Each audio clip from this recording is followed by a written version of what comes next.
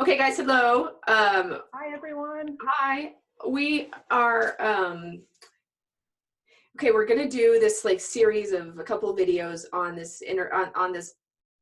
Okay, I don't know. It's a book called Alien Interview by Lawrence R. Spencer, and I don't know, Daniel. What do you? It's a band, or it's not banned. It's just hard to find. It's called So Alien Interview by Lawrence yes, Spencer. by Lawrence Spencer, who wrote the Oz Effects or the Oz, I forgot something. But anyway, the Oz Factors. Sorry. So he's kind of a well-known author in that sense with um, alienology, which is what it's kind of called. So we watched a video transcript of the book because the book is a little bit hard to find. Yeah, and it's like a 4.5 hour video. Well, it's it's like an audiobook basically, but they actually have every page so you can kind of like read along. I don't know, we found this like a year ago maybe, but we've still when we talk a lot of times we go back to some of the same concepts that are mentioned in this book, and it's a controversial book because basically he claims it's a work of fiction, but that it's got elements of truth in it. So he says that this lady named Matilda O'Donnell McElroy or McElroy, I don't know how to read very well. McElroy, I think, Yeah, she was basically during the Roswell 1947 crash. She was the only person that the only surviving alien creature that they found on that would talk to. Like, and the alien would give telepathic downloads to this woman, and so she on the side wrote like a big letter and like saved it, and then on her deathbed right before she went and euthanized herself, she gave it to Lawrence because he had already been doing some research in this stuff, and she met him in person, liked him, and was like, here, I'm just going to give you this and set this right here and you do with it what you will. Now, right. She even suggests in her introduction letter that he should make it a work of fiction so that people can't really Discredit him or something. right. Yeah, even I wrote down like exactly what she said to that. Yeah, like they can't scrutinize or whatever. She says, if you were to incorporate these notes of my experiences into a work of fiction such as a novel, the factual nature of the material could be easily dismissed or discredited by any agency of whom national security is used as a personal shield against scrutiny and justice. And she said, for most people, all of this will be unbelievable. So, it's interesting because it's just done so juicy at the beginning. I love how it's kind of like, yeah, it probably would work like that, or Right. So let's give everybody a little setup of what the book is and a little bit more detail about that and what we plan to do with it. Because okay. So it's this interview that like Nikki just said, it's this download, and then she transcribed it, or it was transcribed by a stenographer. So it was actually what It was the actual interview. Yeah. The actual interview that she had with this Roswell alien in this telepathic communication. But in addition to the actual notes of the transcript, there's a lot of her inserted notes. So there's a lot of her interpretation about what she thought about what happened during that particular transcription. So it kind of goes back and forth between the transcription, like these are the notes, Roswell notes, and then she states the day and the time, or however long the interview was, and then gets into actual transcript. But then there's a lot of side notes, Matilda's personal notes, and then blah blah blah. She'll talk about that, or like her internal thoughts about like yes, not being 100% clear on how to interpret the alien's thoughts to her or whatever. Yeah. But like before you get started, we should probably what was that review you sent me? Like I've read that one before. The one, like, there's a lot of people who basically say that this is like similar to Scientology and that it's all BS, and that and that like it was just a work of fiction. There was no truth in it, and that it's completely bogus. But it's hard to prove or disprove because Lawrence Spencer never ever said it was 100% like fake himself. Like he always sort of stayed with the claim that he was given this, and he sort of, he put it together, but he said it's based on truth. And then he even used a pseudonym. I don't think her actual name is Matilda L. or McElroy or whatever. I think it's all like pseudonyms for protection or whatever. And then he apparently destroyed the transcript that she gave him as evidence. Like he didn't, so then that's kind of like, some people are like, well, then that's completely bogus, but then I don't know. Yes. Although, so like take it all with a giant grain of salt. That's what we do. But there are some cool things about it that kind of resonate with both of us. And that's why Exactly. That's why we're doing this, because we want to highlight the points that impacted us, and we felt like we wanted to know your thoughts about it and share what we think about it. Yeah. So that's what we're planning on doing in a few sessions. So this is going to be the first session that we talk about, which is only the first 5 chapters of the book.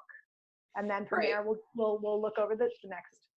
And it's basically the setup of the book. I mean, it's like what happened and how they started getting talking, but it's not the meat of it. You got to watch the other videos for like the crazy stuff. Exactly. That's where it starts getting juicy, where we start getting all the details that the alien decides to share with Miss McElroy. But one more point about the Scientology. This book was published recently in the 2000s. I don't know exactly when.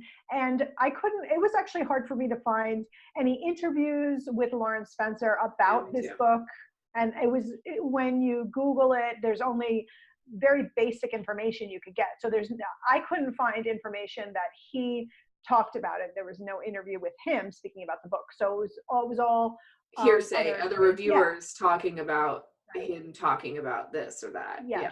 So I would like to try to find that more, and you're welcome to link that if you all find that, because that would be helpful for us. The other point about the Scientology is that apparently Lawrence Spencer is or was a Scientologist, and that information was stated. He said he was a Scientologist. So that is interesting in itself. Scientology, when I looked into it, started in the 1950s, and if this supposedly happened in 1947, then it was prior to Scientology. So my thought was maybe actually this at some way possibly even influenced it, maybe. Scientology, right? If it was somehow leaked at some point. But if it wasn't, and if it is not true, and there was no interview, and this is completely false, and this is completely fictitious, at least that point of it, that there was no interview at that time, then this would be the criticism is that this is based off of Scientology, which was again started in the 1950s, and that it would make sense that it came after because it has a lot of oversight. So it's hard to say kind of which came first. Chicken egg. Chicken egg. Exactly. Chicken and egg. Chicken and egg. It's always chicken and egg. And honestly, to be, I mean, like I've watched a couple of those like documentaries about how messed up Scientology is, and my experience with Scientology is that like there was this like I used to be an art dealer, and there was this like dude, this artist guy who I really wanted to show him in my gallery, and like I went to studio visit for him or whatever, and he's like, yeah, just give me a call. And he totally gave me the Scientology number, like their hotline for like Scientologists, instead of an actual number. So I think it was basically like his way of being like F you. So I was like, that's pretty good. It's pretty clever. And that was that's pretty nice. So that was like that's about as far as my experience with Scientology goes. So I don't have a lot to go on with it, Neither do I, except for like, and that Hubbard's Tom Cruise book is crazy. in the 1980s. Right. That was like every other commercial when I was a kid. So the setup of the book, let's get into a little bit about how this book even got started. Well, not the book, but how the interviews, like what were the first few chapters in the setup? Okay, so it starts out with an introduction letter of the woman. We're just from now on just calling her Matilda, and she writes to Lawrence saying that like she's about to euthanize herself. She's giving this to him because she basically trusts him, and she thinks that with great responsibility comes great power. And she's sat on this her whole life. She's in her 80s, and this happened to her when she was in her early 20s, and she was in the Air Force, and she was a nurse. And she is like, here you go, do with it what you will. Now, I thought it was interesting that she said that the reason they call themselves like Isbies, like, which is short for immortal spiritual being. Like that's what the little alien like identifies itself as. It only would talk to her telepathically because she said for one, she was the only woman, and for two, she was the only person unarmed, like whenever at the site, whenever the crash had happened. So I thought that was kind of interesting. And then they didn't want her to be the only contact, so they kept on trying to get other people to come in. They got like this Indian Swami, they got some other psychic lady, they had a bunch of other people they brought in, and I think that the alien just latched on to her, and that was it. And so now, also the alien has a name. The alien's name is Errol, so we'll just call it's Matilda and Errol. Errol is the alien, Matilda is the nurse lady. So from now on, we'll just refer to them as that. Yeah. Right. Yeah. So apparently, this happened in 1947, and she, in the book and the introduction later, she claims that it was from July 7th until the alien passed away in August, and she said it was 6 weeks. It was like a 6-week conversation that happened. Well, the thing that is a little bit interesting about that is that the reason I know that the crash in Roswell happened on June 14th is because that's my birthday, and I was born like 2 hours from Roswell on June 14th, like 35 years after. Yeah. No, not really, but I mean, I always thought that was cool. I was like, I'm born on the same day that the Roswell crash happened, and I was born like very close to the Roswell crash. Anyway, but so I thought that was weird that it says July 7th, but there was a couple of crashes that happened that summer. So that is also kind of interesting. So I did not know that. There were other crashes that happened? Yeah, there's one at Socorro that happened in 1947 that apparently had 3 ships down. There's a lot of stuff coming out about that. Like Linda Moulton Howe just did a video on that. Maybe I could link that at the bottom so people could check that one out. I'll find it and link it. Yeah, there's there was more than one crash in New Mexico at that time. And the reason that the Errol said that they were even checking out New Mexico at this time was because the White Sands nuclear missile testing was going on at that time, and they had instruction from the domain, which we'll talk about in a minute, which is who they work for, to come and check it out and see like what effect it was having on the atmosphere and the environment and what was going on with the nuclear testing. So that actually kind of makes some sense. Right. Yes. Yeah. So they were, well, Errol and crew. Errol was the pilot and the lieutenant or a high level and an engineer, right, of his craft, or of her craft. Actually, she identifies more as a her. As a her. Than as a he. This is the Errol. But anyway, they're genderless. They don't have mouth non-biological or nose or I wrote that down because I thought that was interesting. So like, yeah, so there's no they were basically like asexual, like no private parts, like doll/robots bodies that they had no cells. They were just like electrical circuits, and they didn't breathe or need food. They had no nose, no mouth, and no ears. They just had really large eyes that Matilda suspected could see the full electromagnetic spectrum, or more accurate waves and particles, or X-ray vision kind of thing, but that they were not sexual, or they so I thought that was kind of interesting. Right, or gender, right. Yeah, so Errol gets into it later on in the later chapters, but briefly she mentions that like she's able to use this body. This body is part of the way she like controls the craft. So again, there's a whole big part about how these crafts operate, but her body was slightly different, supposedly, than the other bodies that were found lifeless. That's true. And it was because she was at a different rank, but there was some kind of electrical embodiment to it, but other than that, it was like this doll. So it kept being. And they kind of talk about how they can kind of leave in and out of these dolls as they choose. Like, right. So I don't know, she didn't really say light being or whatever, but they're immortal beings that kind of use the dolls as just for certain missions. Other than that, though, Yes, normally they don't certainly. live inside these dolls. Normally they Right. are out, like whatever that means in dream la la land or whatever. I don't know, but Yeah, like another dimension or whatever. mhm. Yeah, we don't know. Yeah, so she came here to do cleanup, not only to observe, but to do cleanup on this whole nuclear testing bit that was going on. And then the crash was caused from some kind of It said electric electrical charge, discharge, and then electrical another part discharge. it Yeah, said, it mentioned lightning, but right. it I think Supposedly went down. I haven't re-listened to the end, but I thought it was kind of like it's an intentional grid system that we have to like the prison that's like trying to lock, it tries to capture souls. We'll get to that later on, Uh-huh. but apparently it was intentionally um, shot down, Downed.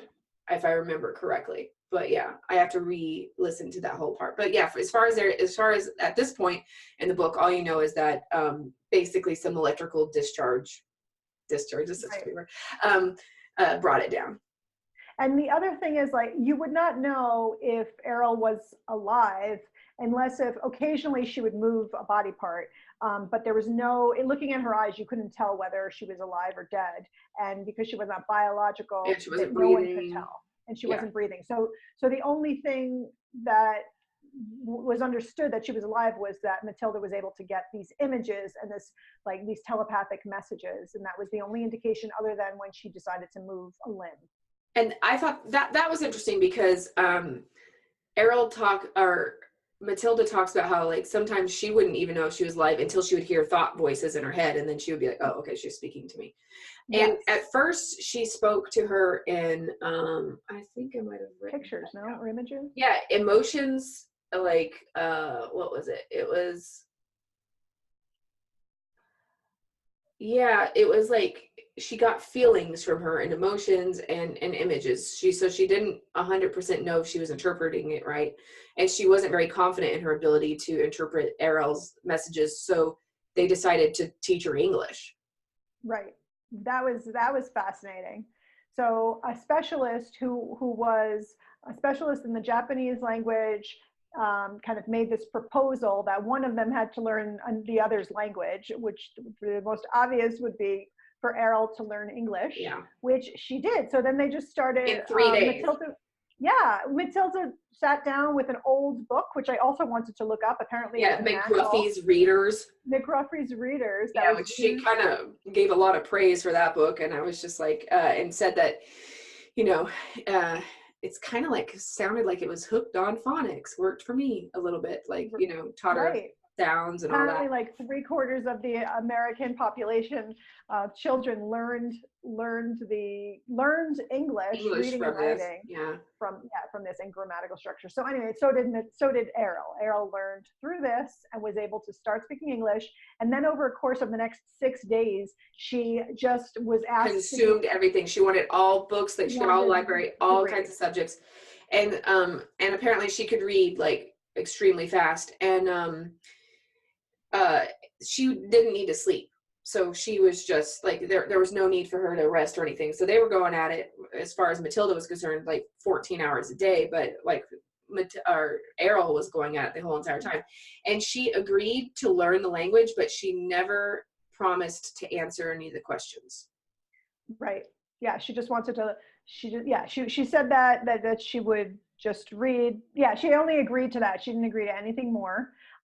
She was really fascinated with novels like Like Huckleberry Finn and like, Huckleberry Finn. yeah, Yeah, like Alice in Wonderland and Alice in Wonderland. Yeah, that was cool. I thought, oh wow, and yeah, she thought that for their great imagination Arabian Nights, like and yeah, then yeah. yeah, and then she also liked encyclopedias for the pictures and consumed all pretty much of books, as many books as she could about every single thing. And of course Matilda gave her the Bible, which she read and didn't ask any questions about. I did comment. So, and And what else? then finally, so after 15 days, she was more well read than Matilda had ever thought about being. Like she had surpassed anything.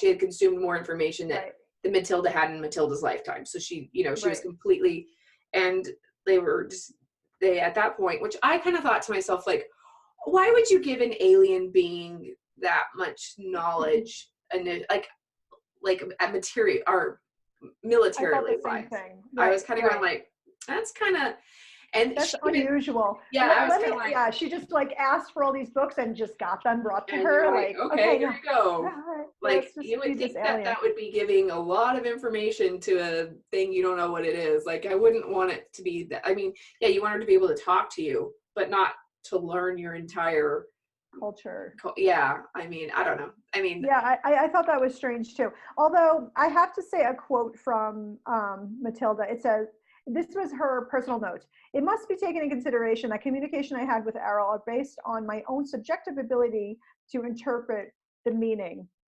of thoughts and mental images I was able to perceive. So she does make that claim. And I think that that's an important point to to remember, always that remember too, like, yeah, to always remember that she, even if you were to take this as true, it's so subjective to what Matilda, first of all, was able to remember. So if we were to consider that these interviews were 8 hours long each day, and at what point did she go to the stenographer and say, here are the answers to the questions, and this is what Errol said?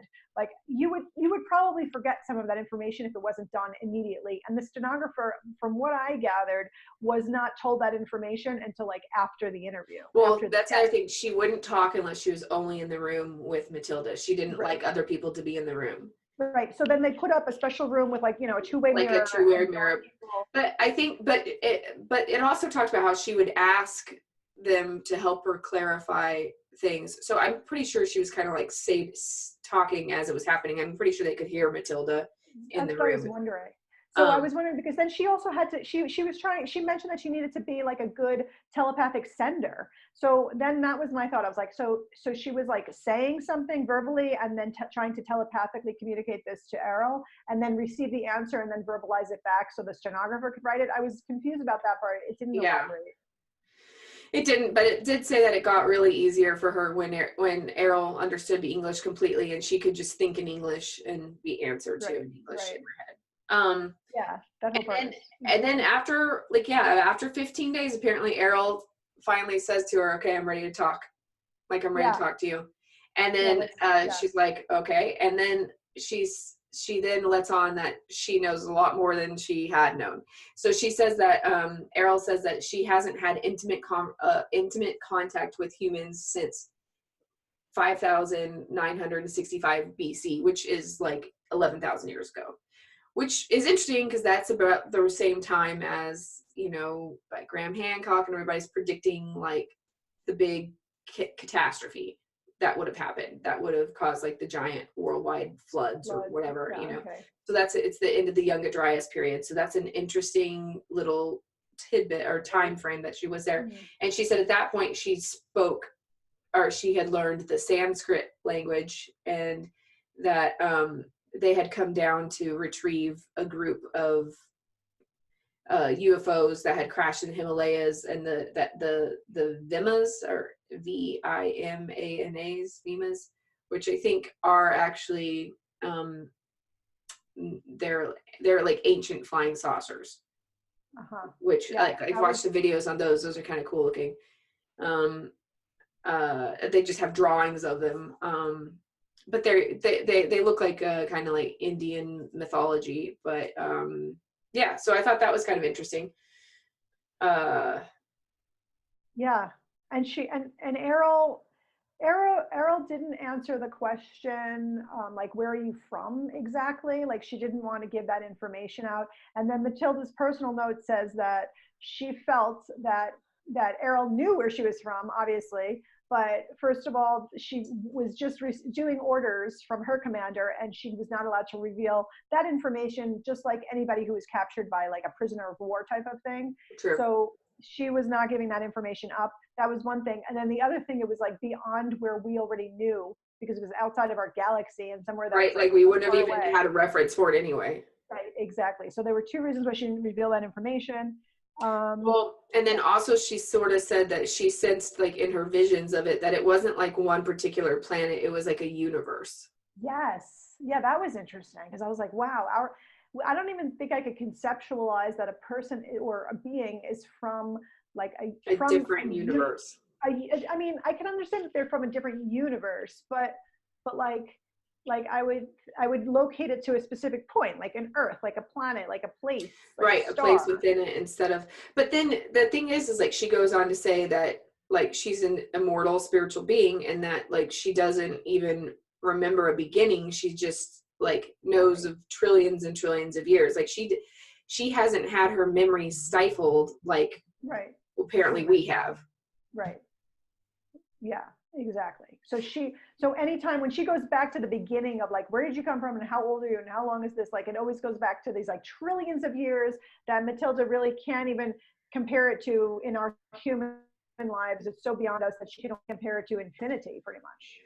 Yeah, and that's and Matilda's Errol tells her you like all everybody you guys are also immortal spiritual beings like but Right.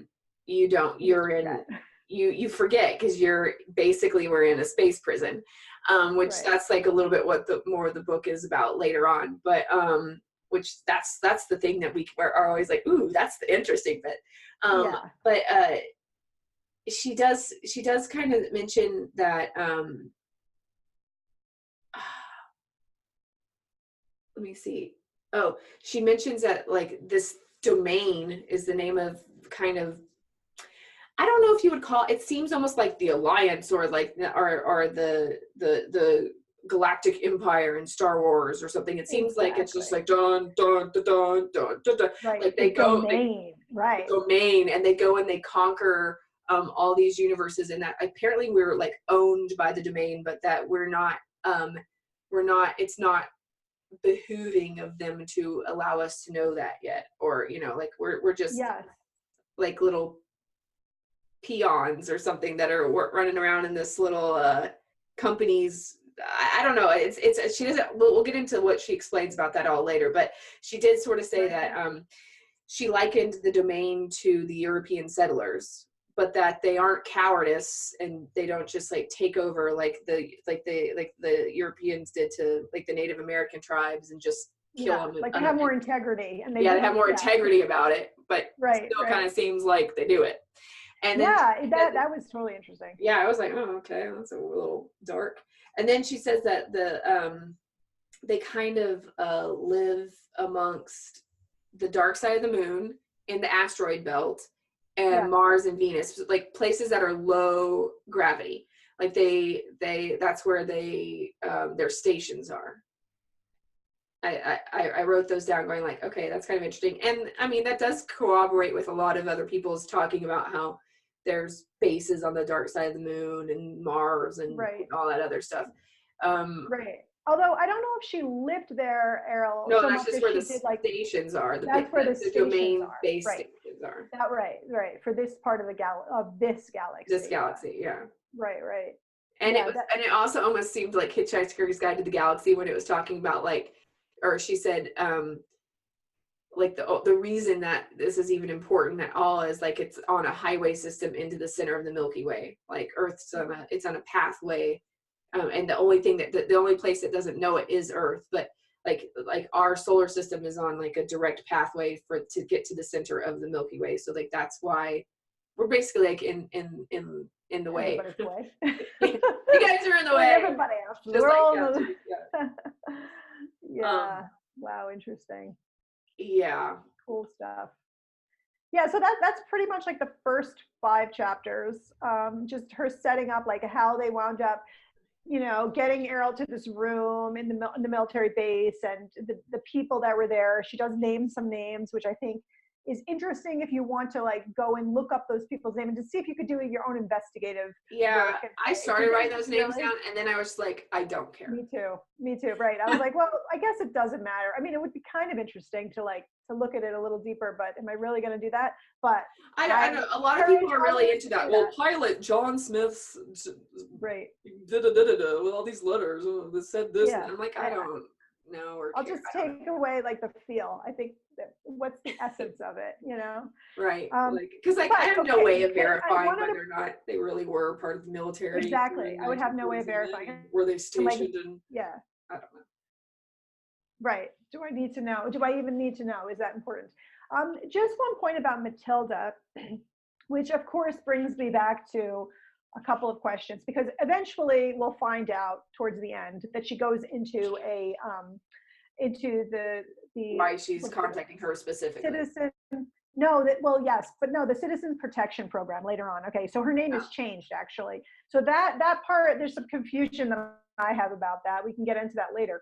But I thought it was interesting that she decided to move from her hometown, or where she had lived for after this, from um, from there in the United States. I think it was in Minnesota, maybe. Oh yeah, I don't even care where it was, I but don't yeah, remember. but where she moved to go die was interesting. I wrote that down too. Yes, So exactly. She went to Ireland, and she went yes, to, like, went to yes, County Meath, or County Meath, Ireland, next to the Great Mound at the known that the right. Nonth and Down, and the Fairy Mound of Darkness. It I is the wrote that all sacred down too. burns. And it's the Hill of Tara, where 142 kings reigned in Ireland. And I was kind of like going like, ooh, does that really exist? I want to visit that place. It sounds kind of interesting. Yeah, I thought so too. I mean, just for that fact, and then I thought, does this have anything to, like, how does it link back? Like, Oh, I'm and sure if she at did first, say that it was something like she did make a connection about it. I remember she said something about how like uh something about the like whoever built it is who influences and monitors us now. uh-huh, huh, interesting. Yeah, it would be worth checking out. I think that's always a good link. I thought that it was very deliberate of her choice of, Where she she wants was to going exit. there. Yeah. Yes, exactly. And did she know something? Okay, so I think that that's a great way to wrap up those first few chapters. Is there anything else that you got out of that part of it before we? Oh, this is the symbol of the domain is like it's like a circle with an A, and it looks like Captain America, or like A+ student, or I don't know. It's Right. interesting, but it's Yeah. I'll show what the symbol looks like. I'll put a little picture right here of it. But I kind of thought to myself like, what? That's kind of like a little superhero. I don't know. Yeah. Yeah. The symbol of the domain. I thought that was interesting. I'm Oh, glad you and mentioned that. also I did like this, like when she talks about like what her job was, Errol, when she talks about how her job was like a pioneer, or not a pioneer, like a pilot and an engineer and commander and Yeah. all this stuff. But she says she has jobs, but she's free to come and go as she pleases. It's almost Yes. like the like it's like, remember the Declaration of Independent of Mars that I wrote, and about how, like I said, that like people should just be things because they want to be that thing, but that they can wear many hats and they don't have to like be identified as their job. I think that's a Yes. thing, Huh. Well, that makes sense, or because it she should did say be. that she volunteered for that position. Like, Yeah. yeah, she wasn't forced, and it was a high level position. So there were people, like, she was overseeing ISBs. Oh, and also, the one last thing I want to say is that when she was consuming the English language, she did let Matilda know that like now the domain knows. Oh, Like right. Yes, we like know everything English. that she was intaking was being downloaded and being viewed by Yes. everybody else. Yeah, yeah. I thought that was super cool, and that comes back later on when she gets a download from her people, from her ISBs. Like, she gets a download. She gets additional information about what she starts, like, telepathically communicating to Matilda. And so yeah, that's cool that Matilda now, you know, Yeah. whatever she communicated and whatever was learned in all the books was now uploaded to this whole But then domain. you're kind of like, ooh, it's like a hive mind. Yeah. Like now they all know English. They now all know Huckleberry Finn. They now all know Alice in Wonderland. Like they now Right. know our English language, Yes. which that's kind of, I don't know. That's a little Right. bit also interesting. Yeah. Yeah. Especially because here we are all these years later, and there are so many people doing so much work with downloading. Like, people download stuff and communicate Channel stuff, and telepathically yeah, through, the intergalactic councils of light, or whatever angels. And then you wonder, is there any Arcturian kind of, councils, or yeah, exactly. And you yeah, wonder like, like, huh, oh, now they know Why English, is or it now all of a sudden going like, right? Maybe just timing. Maybe because we've hit the galactic center. Well, yeah, I don't know. I don't know. I have no idea. It's beyond my understanding. yeah. Okay. Well, anyway, Cool. join us next week where we get like Stay more tuned. into the juice. Yeah, all the goodies. Yep. Next few chapters you definitely want to come back for and pick up the book. We'll put the link Or to we'll put the link. Or yeah, at least listen along with us if you want. It's cool. Otherwise, you can just not. not. Or Just not. listen to us and leave some comments below. We hope to hear from you. What are your thoughts? Okay, Later. bye. Bye.